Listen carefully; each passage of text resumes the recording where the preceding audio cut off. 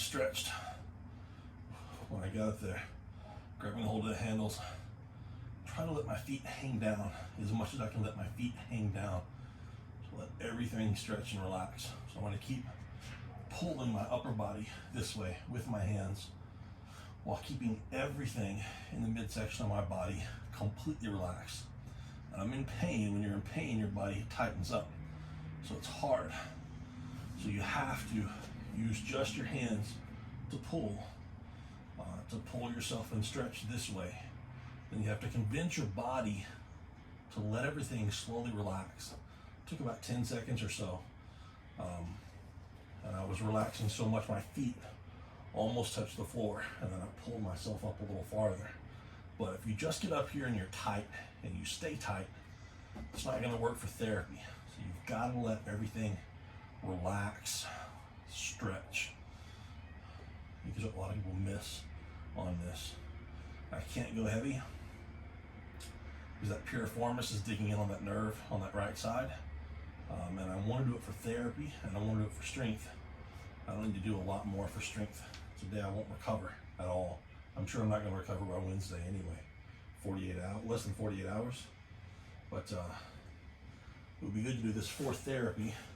But as my leg swings forward, I feel it pulling on that nerve just a little bit. So it's better for me to come out here like what I've been doing every 2 hours or so, than knocking out one stretch, stop, and then 2 sets of 6. But you know, when I did that stretch, I got stretched and I did the first rep. And on the first rep, I felt even, not cervical spine, but just below my neck, I felt my spine pop and set in place. Usually the second set or so, I'll feel my mid or low back will pop in place. But a little bit of pain, a little bit of pleasure.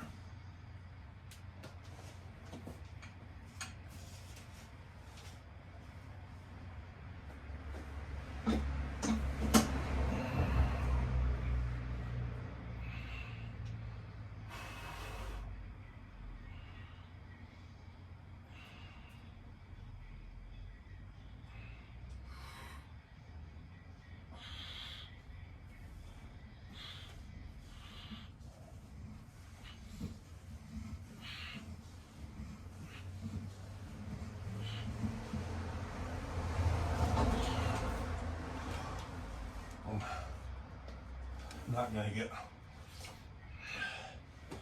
the spine. Actually, that does feel better on my spine. Actually, that does. I was about to say it's not gonna release my erectors in my back because of my piriformis and the nerve down my leg. But my back pain just went away. Like holy cow, it's gone. Like I could move in all directions without pain.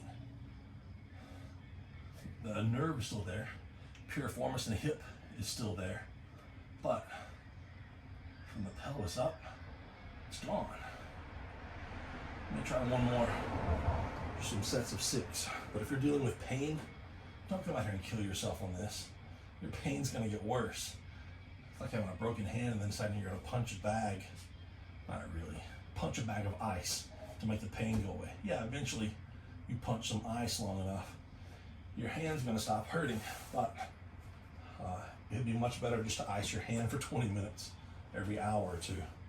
So if you're in pain, and you have reverse hyper at home, which obviously I think you should. This is a huge piece of therapy equipment. I mean, if you were really into cars, really into cars, you would know how to change your oil, and you would have the basic tools to change your oil at home. So if you were really into sports or back health, why wouldn't you spend that kind of money? I mean, I had this one made pretty cheap. I mean, it was like a friend of it was a really good friend that made it. But why wouldn't you have one of these at home? It doesn't take up that much space considering how much pain relief I get from it. And you say, well, it takes up a ton of space. Not as much space as I've taken up everywhere else in the house, I promise you that. This is a drop in the bucket compared to everything else I've taken up here. But If you're having chronic back pain, dude, just get a reverse hyper. Set it up in your house. Right outside. No, I work right through that door, right there. It's my kitchen, my living room. I come out here all the time. Let the dog outside. Come out here with my kids. Warm me up, you know, before going to bed. Before sex, you get on this thing and get your lower back and hips moving. Everybody's happy.